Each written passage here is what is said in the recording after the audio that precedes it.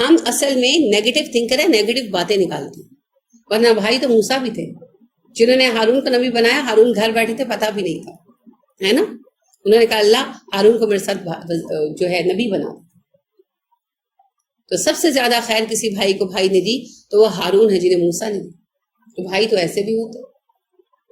عادت ہے ہماری نیگیٹو باتیں کرنا، نیگیٹو باتیں کرنا، ستیلے رشتوں کو تماشا بنانا. ساری فہم کی بات، ساری سوچ کی بات. اسلام میں سب سے پہلے جان دینے والے صاحب کون ہیں؟ حضرت خدیجہ کے بیٹے. کیا نام تھا؟ حارث بن ابی حالہ. احسن تھی، حارث بن ابی حالہ ابو حالہ کے بیٹے تھے. کیسے مرے؟ کیا ہوا؟ نبی صلی اللہ علیہ وسلم پر حملہ کیا کافروں نے تو یہ ان کے اوپر لیٹ گئے، تلواریں ان کو لگی اور وہ مر گئے. نبی صلی اللہ علیہ وسلم بچ گئے. یہ واقعہ تو کسی کو نہیں آتا. ستیلے بیٹے تھے نا. اماں خدیجہ کے پہلے شوہر سے تھے. نبی صلی اللہ علیہ وسلم نے بعد میں انہیں پالا بحیثیت باپ. اور پھر وہ جب آپ نے اعلان نبوت کیا تو وہ مسلمان بھی ہوئے. اور آپ صلی اللہ علیہ وسلم کی جان بچانے کے لیے اپنی جان قربان کر دی. پہلے شہید ہوئے اسلام کے مردوں میں. عورتوں میں پہلی شہید حضرت سمیہ ہے. اور یہ واقعہ ہمیں بالکل نہیں پتا کیونکہ ہم تو صرف بری باتیں لینے کے عادی ہیں. لہذا ستیلے بھائی دکھائی دیتے ہیں بس. اصل میں یہ بات ستیل پنے کی نہیں تھی، یہ تو شیطان کا ڈالا ہوا فساد تھا. اور جب بھی رشتوں میں بگاڑ آتا ہے شیطان ہی ڈالتا ہے، کیونکہ اسے سب سے زیادہ پسند یہ بات ہے کہ ہم رشتے توڑ دیں، کیونکہ قطع رحمی جہنم کا سبب ہے. تو لہٰذا انہوں نے کہا یوسف نے کہ اپنے بھائی کو بھی اگلی دفعہ ساتھ لے کر آنا. فائن پھر اگر لم نہ تاتونی بھی تم لے کر آئے اسے میرے پاس، عطا یاتو سے ہے، فلا کیلا تو نہیں کوئی وزن لکم تمہارے لیے عندی میرے پاس، ولا تقربونی اور نہ تم میرے پاس آنا، نہ تمہیں قربت کی اجازت ہوگی. اگر تم اپنے بھائی کو لے کر نہ آئے تو نہ تمہیں غلہ ملے گا اور نہ ہی میرے پاس آنا. یعنی آنا ہے تو شرط ہے بنیامین کو لے کر آنا، اور اگر بنیامین کو لے کر نہیں آئے تو آنا ہی مت. لالچ بھی دے دیا اور ڈرا بھی دیا، ترغیب اور ترہیب دونوں کو رکھا. کالو انہوں نے کہا سنراودو ہم ضرور قائل کریں گے. رے واو دال رود سے پانی کے سلسلے میں آپ نے پڑھا ہے شروع میں، واردہم سے وہیں سے اب رود آیا. پلٹانا رخ پھیرنا، ٹھیک ہے. تو ہم قائل کریں گے. قائل کرنا کیا ہوتا ہے؟ کسی کا رخ پھیرنا. وہ ایک بات کی طرف ہے، ہم اسے دوسری بات کی طرف پلٹا کر لیں. پانی کو بھی رود اسی لیے کہتے ہیں. پانی کا بھی رخ کاٹ کر پھیرا جاتا ہے نا، نالیاں نکالی جاتی ہیں جیسے بڑی نہروں سے چھوٹے کھالے نکالے جاتے ہیں. بالکل اسی طرح کسی بندے کو کسی بات کی طرف متوجہ کرنے کے لیے جو بحث کی جاتی ہے اس کے لیے بھی رود کا لفظ استعمال ہوتا ہے. اسی سے کہہ رہے ہیں سنراودو ہم ضرور قائل کریں گے، انہو اس بارے میں اباہو اپنے ابا کو، ہم اپنے ابا کو اس بارے میں منا لیں گے. یعنی انہوں نے کہا کہ عزیز مصر آپ خفا نہ ہو، ہم ضرور اپنے ابا کو قائل کر لیں گے. ہمارے ابا بھیجتے نہیں ہیں بنیامین کو، مگر اس بات پر ہم قائل کر لیں گے. کیوں کر لیں گے؟ بقا کی بات تھی نا، کھانا چاہیے. اور کھانا اس وقت ارد گرد میں صرف مصر میں میسر تھا، اور مصر کے حاکم مطلق اس وقت یوسف تھے، اور وہ کہہ رہے تھے اگر بنیامین کو نہیں لاؤ گے تمہیں میرے پاس سے غلہ نہیں ملے گا. اب بات آ گئی زندگی پر، بقا پر، لہٰذا اب تو ابا کو بھی ماننا پڑے گا. لہٰذا ان کا ہم ابا کو سمجھا لیں گے. وَإِنَّا لَفَاعِلُونَ اور ہم ایسا کر کے رہیں گے. لام لام تاکید ہے، ہم ایسا کر کے رہیں گے کیونکہ ہمیں ایسا کرنا ہی پڑے گا. غلہ تو دوبارہ بھی چاہیے. 7 سال کا عہد تھا نا، تو 7 سال کے لیے 10 اونٹ غلہ تو کافی نہیں ہو سکتا. بڑا کنبا تھا، 150-200 افراد تھے اس کنبے میں، سب بھائیوں کے بچے بیویاں سب اور کچھ ملازم وغیرہ ملا کر. کیونکہ جب یہ مصر آئے ہیں تو ان کی تعداد 200 کے قریب بیان کی جاتی ہے. تو اتنے افراد کا کھانا 10 اونٹ کا غلہ کتنا عرصہ چلے گا؟ چند مہینے. تو انہیں تو غلہ چاہیے تھا، لہٰذا کرنا ہی پڑے گا، کوئی راستہ نہیں، کوئی چارہ نہیں. وکالا اور کہا لفتیانہ اپنے غلاموں سے، اجعلوا رکھ دو بضاعتہم ان کا پیسہ، ان کی متاع، بے زود عین.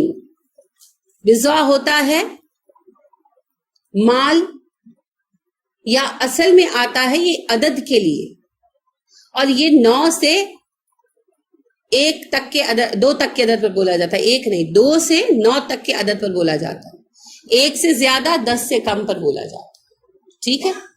اور پھر بضاع کہتے ہیں ایسے مال کو جو اصل قیمت سے کم ہو، سمجھ آ رہی؟ 1 سے زیادہ اور 9 سے کم کا عدد ٹیکنیکلی بضاع کہلاتا ہے۔ آپ نے پیچھے پڑھا ہے بضع سنین، 10 سے کم سال، یوسف کی قید کے بارے میں پڑھا ہے نا، بضع سنین۔ تو ایسا مال جو اصل سے کم ہو، یعنی بہت حقیر مال ہو، کیونکہ 10 سے کم کیا، 9 روپے کیا ہیں، کچھ بھی نہیں، تو کم مال کو انہوں نے جو پیسہ دیا وہ پورا نہیں تھا، اتنا نہیں تھا جتنا درکار تھا، لیکن یوسف علیہ السلام نے مال دیا، اور صرف ان کو ہی نہیں سب کو دیتے تھے غلہ، چاہے ان کے پاس پیسے پورے ہوں یا نہ ہوں۔ اب یہاں بتایا کیا جا رہا ہے، یوسف جن کو کنویں میں پھینکا گیا وہ مصر کے مالک کل بنے بیٹھے ہیں دنیاوی اعتبار سے، اور وہ بھائی جنہوں نے یوسف کو پھینکا آج ان بیچاروں کے پاس اتنا نہیں تھا کہ وہ پورا غلہ خرید پاتے۔ یہ تو یوسف تھے، انتا کریم و ابن اخن کریم والی بات ہے نا، نبی صلی اللہ علیہ وسلم نے کہا نا یوسف کا نسب نامہ کریم ابن کریم ابن کریم ابن کریم، معزز پردادا کے بیٹے کے معزز بیٹے کے معزز بیٹے کے معزز بیٹے تھے، ابراہیم کا خون تھا جس کی وجہ سے انہوں نے سب پر دروازے کھول رکھے تھے، پیسے نہیں بھی ہیں غلہ لے جاؤ، ٹھیک۔ تو اب وہ بے بضاعت ہو گئے، اردو میں لفظ پڑھا ہے بے بضاعت، پڑھا ہے آپ نے، میری بے بضاعتی پر نظر ڈالیے، اصل میں وہ مشکل لفظ ہوتے ہیں نا، ہمارا حافظہ انہیں اسٹور میں پھینک دیتا ہے۔ بے بضاعتی ہوتا ہے کم حیثیتی، مالی اعتبار سے کسی کا کم ہونا، تو لہٰذا انہوں نے ان کی حقیر پونجی، ان کی تھوڑے سے پیسے، تو اس کا پونجی بھی کیا جاتا ہے، سامان بھی کیا جاتا ہے، معنی صحیح ہے۔ بضاعتہم، ان کے جو تھوڑے سے پیسے ہیں، فی رحالہم، ان کی خرجیوں میں رکھ دیے جائیں۔ خرجی تھیلے کو کہتے ہیں، بوری کو کہتے ہیں، فارسی کا لفظ ہے خرجی، جو ہے نا بوری، ان کی بوریوں میں رکھ دیے جائیں۔ غلے کی بوریاں ہوتی ہیں، اس زمانے میں بھی ہوتی تھی۔ تو اب دیکھیں یوسف کا کریمانہ طریقہ، انہیں اچھا نہیں لگا۔ اب یہ وہ بھائی ہیں جنہوں نے کنویں میں پھینکا تھا، ہے نا۔ اب آپ احسان کی روش ملاحظہ کریں، انہیں اچھا نہیں لگا کہ ان کے ہاتھ میں پکڑائیں، شرمندگی ہوتی نا۔ دینے کے بھی طریقے ہیں، یہ بھی ادب ہے، اور یہ بہت کم لوگوں کو آتا ہے۔ اما عائشہ صدیقہ رضی اللہ تعالیٰ عنہ کے پاس عروہ بن زبیر آئے۔ عروہ بن زبیر کون؟ کس کے بیٹے؟ زبیر بن العوام کے۔ کس کے بھائی ہیں؟ کس کے بھائی ہیں؟ سوال سنا کریں پھر جواب دیا کریں۔ عروہ بن زبیر کس کے بھائی ہیں؟ عبداللہ بن زبیر کے، چھوٹے ہیں عبداللہ سے، ٹھیک ہے۔ اسما کے 2 بیٹے تھے، عبداللہ اور عروہ۔ زبیر بن العوام کے 2 بیٹے تھے، عبداللہ اور عروہ۔ عبداللہ کا نام تو آپ اکثر سنتے ہیں نا، جی بالکل، عبداللہ اما عائشہ نے کنیت بھی ان سے کی تھی۔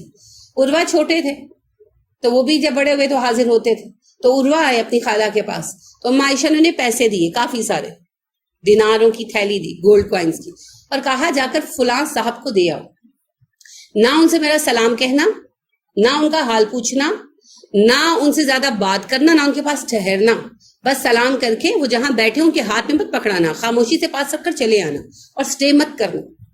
عروہ چلے گئے، وہ پیسے رکھے، سلام کر کے بیٹھے، پیسے رکھے اور اٹھ کر نکل آئے۔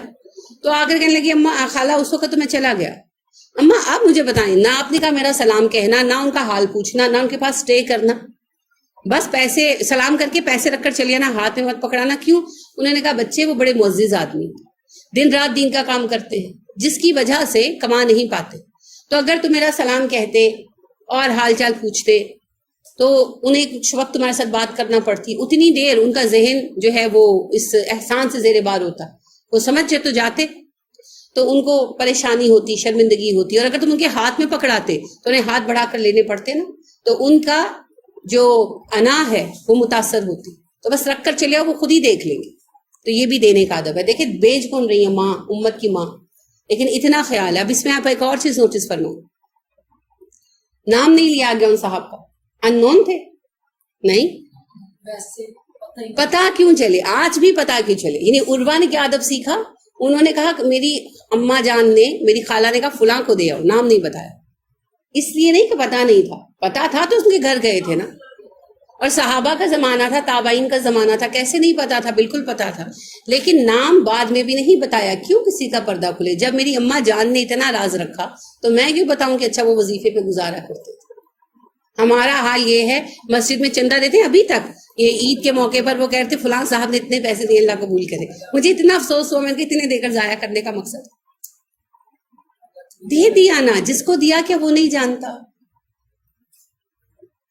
کیوں کرتے ہو ایسا؟ اللہ اکبر. اگر آپ ترغیب دینا چاہتے ہو تو نام لینا ضروری ہے. ترغیب کے لیے تو آپ کہہ سکتے ہیں دیکھیں ایک بھائی نے اتنے پیسے دیے یا ایک بہن نے اتنے پیسے دیے. تو یہ ادب ہے جو ہم بھول گئے. ایسی احادیث آپ کو پتہ ہے کس میں بیان کی جاتی ہیں؟ احادیث کے کس چیپٹر میں؟ کتاب الادب, مینرز, بک آف مینرز. ہم تو مینرز بھول گئے ہیں. ہم تو چاہتے ہیں جس کو ہم نے پیسے دینے ہیں وہ پہلے آ کر ہمارے ہاتھ پر چومے, پھر ہم اس کے ہاتھ میں پکڑا. یہی تو غلطیاں ہیں بالکل. تو ضائع ہو جاتا ہے. وَلَا تُبْطِلُوا صَدَقَاتِكُمْ بِالْمَنِّ وَالْأَذَىٰ, احسان جتا کر اذیت دے کر اپنے صدقے ضائع مت کیا کرو.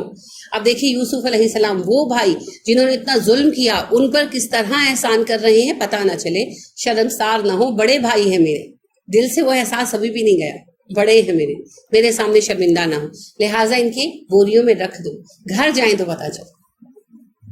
اب راستے کا سامان بھی یوسف ساتھ دے کر بھیجتے تھے قافلوں کو, تبھی تو اپنی بوریاں راستے میں نہیں کھولتے تھے, ورنہ تو رستوں میں ہی پکا کر کھاتے. کیونکہ کسی کا مہینے کا رستہ, کسی کا 2 مہینے کا رستہ. یہ مصر سے فلسطین کا سفر تھا, تو راستے بھر کا سامان بھی ساتھ دیتے تھے قافلوں کو, ان کو بھی دیا. اب جب یہ واپس پہنچے تو کیا ہوا بعد میں آئے گا. ابھی یوسف کا اظہار خیال ہے. یوسف کہتے ہیں لعلہم, شاید کہ وہ یعرفونہا, اسے پہچان لے, اذا, جب انقلبوا, واپس لوٹے, الی اہلہم, اپنے اہل خانہ میں, لعلہم, اور اس طرح وہ یرجعون, لوٹ آئیں. گھر واپس جا کر جب یہ اپنی بوریاں کھولیں گے تو اپنا مال پہچان لیں گے, اور جب پہچان لیں گے تو مجھے امید ہے کہ اپنے اہل خانہ کے پاس جا کر اس کو دیکھ کر ضرور واپس آئیں گے. کہ ایک تو غلے کے لیے واپس آنا ہی آنا ہے, لیکن جب اپنا مال بھی واپس دیکھیں گے پھر آئیں گے. اس میں پتہ تدبیر کیا تھی؟ وہ پہلی دفعہ اتنا تھوڑا مال لے کر آیا, اب یہ تو تھے ہی چرواہے اور کسان, تو ان کو تو قحط سالی کی وجہ سے مال کی اور کمی آنی تھی. اب یوسف کو ہوا کہ اگلی دفعہ پیسہ نہ ہونے کے بنا پر یہ نہیں آئیں گے, ان کے پاس تو پیسے نہیں ہیں, تو ان کے پاس پیسے رہنے چاہیے, لہٰذا پیسے بھی واپس دے دیے. دور اندیش اور فکر کرنے والے, یعنی اپنے بھائیوں کے ساتھ تو اس طرح کریں, دوسروں کے ساتھ بھی کریمانہ رویہ ایسا ہی ہوگا. کہ انہیں اندازہ تھا کہ یہ لوگ تو کھیتی باڑی پر گزر کرنے والے لوگ ہیں یا پھر جانوروں پر. اب دونوں ہی کام ایسے ہیں جو قحط سالی کی وجہ سے ختم ہو گئے, جانور مرمرا گئے ہوں گے اور فصل ہوئی نہیں ہوگی. تو اب ان کے پاس پیسہ آنا تھوڑی ہے, پیسہ تو ختم ہونا ہے, لہٰذا مجھے ان کے پیسے واپس کر دینے چاہیے. اور یوسف نے واپس کر دیے. یہ ہے احساس. یہ تب نہیں آتا جب کوئی بیٹھ کر روتا ہے, یہ خود بخود اندر سے پیدا ہوتا ہے جب ہم دوسرے کی تکلیف محسوس کرتے ہیں. میری ایک بات یاد رکھیے گا, بھوک فلسفہ نہیں ہے جو آپ کو فلسفے کی کتابوں سے سمجھ میں آئے گا. بھوک مصیبت ہے, یہ تجربے سے سمجھ میں آتی ہے. جس پر ایک رات بھوکی گزرتی ہے نا, وہی جانتا ہے بھوکے پر کیا گزرتی ہے. اسی لیے اللہ کریم نے کہا رمضان کے روزے رکھو تاکہ بھوک محسوس ہو تمہیں, اور تمہیں پتا چلے کہ جب بھوک کی کیفیت گزرتی ہے تو کیا حالت ہوتی ہے. بدقسمتی سے ہم روزہ بھی رکھتے ہیں تو اتنا ٹھوس کے رکھتے ہیں کہ بھوک کا احساس پاس سے بھی نہیں گزرتا. لہٰذا ہم کبھی نہیں جان پاتے کہ جب کسی کا پیٹ خالی ہوتا ہے تو اس پر کیا گزرتا ہے. تو کبھی انٹینشنلی روزہ کم کھا کر رکھیے تاکہ آپ بھوک کو محسوس کر کے دیکھ تو سکیں. جسے بھوک کہتے ہیں وہ ہے کیا؟ دنیا میں سب سے مشکل موت بھوکے مرنے کی موت, کیونکہ انسان آخری وقت تک اس امید پہ جیتا ہے شاید کوئی آ کے منہ میں 2 گھونٹ پانی ڈال دے اور میں بچ جاؤں, شاید کوئی ایک نوالا کھلا دے اور میں بچ جاؤں. آخر تک حواس کام کرتے. تو بھوک دنیا کی مصیبتوں میں سب سے بڑی مصیبت، لہٰذا سے محسوس کریں دوسروں کے لیے، اور محسوس کر کے دیکھیں، پھر پتہ چلتا ہے، اسے کسی فلسفے سے سمجھایا نہیں جا سکتا۔ اور یوسف علیہ السلام اپنے اہل خانہ میں ایک زمانہ گزار چکے تھے، ان کے مسائل سے واقف تھے، اور وہ جانتے تھے کہ اگر قحط سالی 2-4 مہینوں کی ہو تو کیا ہوتا ہے، اور یہاں تو سالوں کی بات تھی، اسی لیے انہوں نے ان کے پیسے بھی لوٹا دیے۔ فلما، پھر جب رجو، وہ لوٹے، الی ابیہم، اپنے باپ کے پاس، قالو، کہنے لگے، یا ابانا، ہمارے پیارے ابا جی، منیا، روک دیے گئے، منا، ہم، الکیلو، وزن سے، ابا جی ہمیں آئندہ غلہ لینے کے لیے آنے سے روک دیا گیا، فارسل معنا اخانا، ہمارے ساتھ ہمارا بھائی بھیج دیجئے، نقتل، تاکہ ہم وزن لے کر آئیں، یہ کیل سے ہی ہے، ہم وزن تلوا کر لائیں، غلہ لے کر آئیں، وَإِنَّا لَهُ لَحَافِظُونَ، ہم ہی اس کی حفاظت کریں گے۔ سبحان اللہ۔ اب دیکھیے اس میں کئی باتیں، پہلی بات، اپنے باپ کا کتنا اکرام کرتے تھے، غلطی تو انہوں نے جو کی سو کی، مگر وہ اپنے باپ کا اکرام کرتے تھے، جاتے ہوئے ابا سے مل کر گئے، اور آئے تو سب سے پہلے کس کے پاس پہنچے؟ ابا کے پاس، بیویوں سے، بچوں سے پہلے اپنے باپ سے ملے، اور باپ کو اپنے سفر کی پوری رودات بھی سنا رہے ہیں، لہٰذا بتا دیں کہ ابا جی ہمیں آئندہ غلہ نہیں ملے گا، اور فوری اپنا پورا مسئلہ رودات جو ہے وہ ڈسکس کی۔ کالا، یعقوب نے کہا، حل آمنکم، میں تمہارا بھروسہ کروں، علیہ، اس کے معاملے میں، اللہ، کما، ویسا جیسا کہ، آمنتکم، بھروسہ کیا میں نے تم پر، علی اخیہ، تمہارے بھائی کے معاملے میں، من قبل، اس سے پہلے، اچھا، بنیامین کے معاملے میں تم پر بھروسہ کروں جیسا میں نے یوسف کے معاملے میں تم پر بھروسہ کیا تھا اس سے پہلے۔ اب وقت آیا، اس وقت یعقوب نے ایک لفظ نہیں کہا تھا علیہ السلام، کہنے کا موقع ہی نہیں تھا، ذرا یعقوب کچھ کہتے ہی ہتھے سے اکھڑ جاتے۔ اب وقت آیا نا، ہر چیز کا وقت ہوتا ہے۔ اب انہیں ابا سے ایک اور بات منوانی تھی، اب ابا کی بات سننے پر بھی مجبور تھے، تو hit the iron while it is hot, یہ چیز آپ نے 2 دفعہ ملاحظہ کی ہے اس میں۔ پہلی مرتبہ جب یعقوب علیہ السلام کے سامنے ان کے بچے روتے ہوئے گئے، یعقوب جانتے تھے یہ جھوٹ بول رہے ہیں، مگر یعقوب علیہ السلام نے صرف ایک جملہ کہہ کر کہ تم نے اپنے دل سے ایک بات بنا لی ہے، میں اس پر صبر جمیل کروں گا، اور کچھ نہیں کہا، کیونکہ انہیں پتا تھا اس وقت یہ بچے نہیں مانیں گے، وہ 10 ایک طرف اور ابا اکیلے ایک طرف، تو بیٹے بھاری پڑیں گے، اس وقت نہیں مانیں گے۔ اور دوسری دفعہ آپ نے دیکھی جب زلیخا نے یوسف علیہ السلام پر الزام لگایا، وہ چیخی، دھاڑی، بولی، یا یوسف چپ چاپ کھڑے رہے، یہاں تک کہ جب یوسف سے پوچھا گیا تب یوسف نے بات کی۔ تو جب آپ کو کوئی سن نہیں رہا اس وقت چیخنے چلانے کا مطلب آپ بے وقوف ہیں، چپ رہیں، آپ کی بھی سنی جائے گی۔ اب یعقوب کا وقت آیا، اب یعقوب علیہ السلام نے کہا، اچھا تم پر بھروسہ کروں جیسا یوسف کے معاملے میں کیا اور تم لوگوں نے میرے ساتھ دغا کی، ویسا بھروسہ کروں تم پر۔ اب کیا جواب دیتے؟ تھا کوئی جواب؟ کوئی جواب نہیں تھا۔ فرض کر لیا جائے کہ وہ اپنی اس بات میں سچے بھی مان لیے جائیں کہ یوسف کو بھیڑیا کھا گیا، تو حفاظت کی ذمہ داری کس نے لی تھی؟ انہوں نے لی تھی۔ والد نے تو کہا تھا کہ جنگل میں بھیڑیے بہت ہیں تو اس کو نقصان نہ پہنچا دیں، تو کہنے لگے کہ ہم اس کی حفاظت کر لیں گے، بکریاں تو بھیڑیے سے بچا لائے، بھائی کو ہی نہیں بچا سکے، اتنی کیئرلیسنس۔ تو جرم تو پھر انہیں کا ہے، اگر دغا نہ بھی ہوتا، جرم غفلت ہی کا صحیح، جرم تو ہے۔ تو انہوں نے کہا اب بتاؤ کس طرح بھیجوں، یوسف کی بات یاد ہے؟ اب یہ وقت تھا، اب سپیچ لیس ہو گئے، کچھ کہنے کی ہمت نہیں رہی، ٹل گئے۔ فَاللَّهُ خَيْرٌ حَافِظًا، یعقوب علیہ السلام نے کہا محافظت اللہ کی سب سے اچھی ہے، اللہ بہترین محافظ ہے، خیرٌ حافظً، سب سے اچھا محافظ ہے، اللہ سب سے بڑھ کر حفاظت کرنے والا ہے، مجھے تمہاری حفاظت درکار نہیں ہے، وَهُوَ أَرْحَمُ الرَّاحِمِينَ، اور وہ ہے بہت ہی رحم کرنے والا، اللہ بہت رحم کرتا ہے، اللہ حفاظت کرنے والا ہے، مجھے تم لوگوں کی حفاظت درکار نہیں ہے۔ تو اب دیکھیے یہ پھنسنا شروع ہو گیا، اب یہ ابا کے سامنے کچھ بھی نہیں کہہ پایا، سپیچ لیس ہو گئے، اب وقت آ گیا۔ تو یہاں سے ایک چیز سیکھیے، ہر وقت ہر بات کہنے کا نہیں ہوتا، تھوڑا انتظار کیا کریں، آپ کا وقت بھی آئے گا۔ اور اس میں بھی دیکھیں اعتدال، دیکھیں یعقوب علیہ السلام نے لمبا چوڑا فسانہ نہیں سنایا، بس ایک جملہ، تم پر اعتبار کروں جیسا یوسف کے معاملے میں کیا تھا، وہ ایک جملہ ہی بہت تھا۔ یہ بحث ہی لے کر بیٹھ گئے، تم نے جھوٹ بولا تھا، مانو تم نے جھوٹ بولا تھا، جس رب نے جھکا دیا وہ منوا بھی دے گا، انتظار تو کریں۔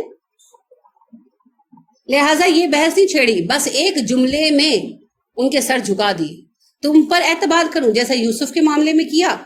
اب چاہے وہ اسے غیر ذمہ داری کے زمرے میں لیں، چاہے وہ اسے دغا بازی کے زمرے میں لیں، غلطی تو ہر حال میں انہی کی تھی نا. تو دیکھیں جتا بھی دیا اور انہیں متنفر بھی نہیں کیا. ہم تو جب کسی کو چھوڑتے ہیں تو چھوڑ ہی دیتے ہیں، اور جب کسی کو سر چڑھاتے ہیں تو سر پہ سجا ہی لیتے ہیں. دونوں طریقے غلط ہیں. ایک غلطی کا مطلب چھوڑ دینا، رد کر دینا نہیں ہوتا. کبھی سوچئے ہماری کسی غلطی پر اللہ یہ مہر لگا دے اس کو معاف نہیں کرنا، تو ہم کہاں جائیں گے؟ ہے نا. اللہ کسی غلطی پر، شرک پر بھی اللہ نہیں کہتے. اللہ کہتے شرک بھی کر کے توبہ کرو گے میں معاف کر دوں. ایسے ہی ہے نا، مر گئے تو علیحدہ بات ہے، شرک پر اللہ نہ کرے، لیکن شرک کر کے بھی توبہ کر لو اللہ وہ بھی معاف کر دے. تو ہم کون ہوتے ہیں یہ فتوے لگانے والے؟ میں معاف نہیں کروں گا، میں چھوڑوں گا نہیں، میرے دل سے یہ بات نہیں جا سکتی. اپنے دل کا علاج کریں، آپ مریض ہیں دل کے. ٹھیک ہے، تو نہ سر چڑھایا کریں اور نہ ہی اتار پھینکا کریں، معتدل ہو کر چلیں اور معاف کرنے کا حوصلہ رکھیں، ورنہ رشتے نبھائے نہیں جا سکتے. ایک بات یاد رکھیے گا، رشتے عدل کی بنا پر نہیں نبھائے جاتے، رشتے استحسان کے بنا پر نبھائے جاتے. رشتے ایکویلٹی کی بنیاد پر نہیں نبھتے، ایکوٹی کی بنیاد پر نبھتے. استحسان، ایکوٹی، جب تک آپ میں یہ نہیں آئے گا آپ رشتے نبھا نہیں سکتے. ٹھیک ہے، عدل، ایکوٹی یہ تو عدالتوں میں ہوتا ہے، رشتوں میں تھوڑی ہوتا، ہو نہیں سکتا.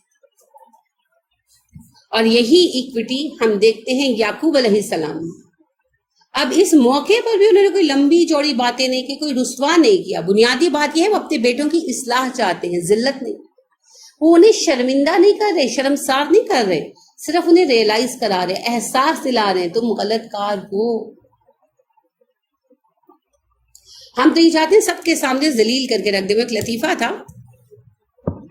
جماعت کا نام نہیں میں لوں گی، اس جماعت پر بنایا گیا تھا کہ وہ کہتے ہیں کہ ایک بندہ چرسی تھا، تو ایک گروہ نے، نیکی کی طرف بلانے والے گروہ نے اسے چرچ سے توبہ کرا دی. اب اسے چرچ چھوڑ دی اور نماز وغیرہ پڑھنے لگا. تو وہ اسے ہر جگہ ساتھ لے کر جاتے اپنے ہر درس میں، اور کہتے اب بتاؤ. تو وہ کہتا ابھی میں چرسی تھا اور میں نے توبہ کر دی. تو یہی چلتا رہا. ایک دن وہ اس کو کہنے لگے بتاؤ. تو وہ کہنے لگا بھائی بات یہ ہے، میں اپنی زندگی کے 25 سال چرس پیتا رہا، میرے اللہ نے میرا پردہ رکھا، اور اب میں نے توبہ کر لی تو انہوں نے مجھے سارے زمانے میں نشر کر دی. ہم یہی چاہتے ہیں سب کو پتہ چل جائے یہ فلاں خطا کار ہے، مگر اللہ کا تو یہ طریقہ نہیں. آپ غلطی کرتے ہیں، محفل میں بیٹھے ہوئے ہیں اور احساس ہو گیا مجھ سے غلطی ہو گئی، توبہ کا بھی موقع نہیں. آپ دل میں کہتے ہیں اللہ جی بڑی غلطی ہوگی، پلیز مجھے معاف کر دیں، اس معاملے کو ہینڈل کر لیں. اللہ وہیں پہ معاملہ عجیب طرح سے ٹھنڈا کر دیتے، مٹی ڈال دیتے ہیں اس کے اوپر. وہ تو ایسا ہے کیونکہ وہ ہے ستار العیوب، وہ عیب ڈھانپ لیتا ہے اور ہم عیب نشر کرتے پھرتے ہیں. وَيْلٌ لِكُلِّ ہُمَزَةٍ لُمَزَةٍ، ہر عیب ڈھونڈنے والے کے لیے ہلاکت. تو عیب جوئیاں نہیں کرنی. لہٰذا یعقوب علیہ السلام بیٹوں کو شرمسار نہیں کر رہے، صرف احساس دلا دے رہے. احساس کے لیے یہ ایک جملہ کافی ہے. عین وقت پر یہ چوٹ دل پر پڑی ہوگی. آپ اس چیز کو کبھی یعنی ریئلائز کریں، اپنے آپ کو ان لڑکوں کی جگہ رکھ کر دیکھیں کہ جب اتنی سارے رستے تو وہ یہ پلان کرتے ہیں کہ ابا کو کیسے منانا ہے، ابا کو کیسے منانا ہے. اچھا ایک دوسرے کو بھی کہتے رہے ہوں گے یوسف کے واقعے کے بعد بھلا ابا مانیں گے، اور جو اس میں زیادہ سرگرم رہے ہوں گے ان کو ملامت بھی کرتے رہے ہوں گے تم بھی زیادہ شوق چڑھا ہوا تھا. یہ سب کرتے کراتے آئے. اب ابا کو آتی سارا قصہ سنایا اور ابا بنیامین کو بھیج دے. ابا نے کہا اچھا بنیامین کو بھیجوں، جو حال تم نے یوسف کا کیا وہ بنیامین کا کرو. بس اتنا جملہ کافی، کیونکہ یعقوب علیہ السلام کو تو یہ بھی نہیں پتا تھا کہ ایکچولی یوسف کے ساتھ کیا گزری.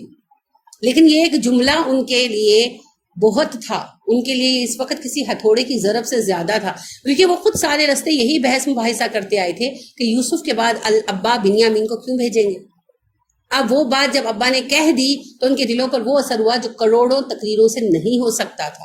یہ ہوتا ہے نصیحت کا وقت اور نصیحت کا طریقہ.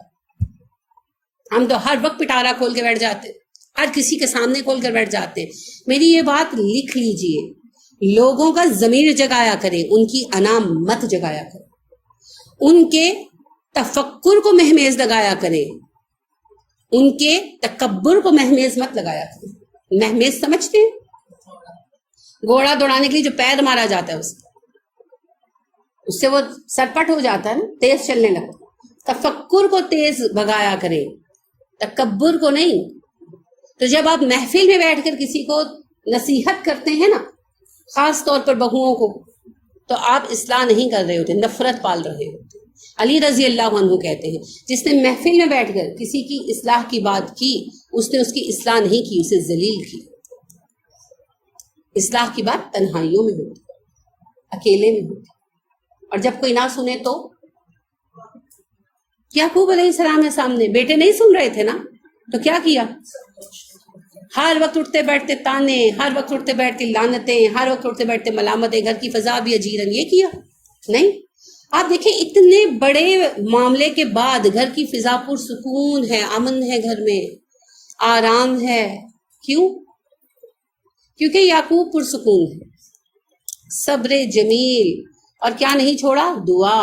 نتیجہ کیا نکلا؟ سب پلٹ آئے.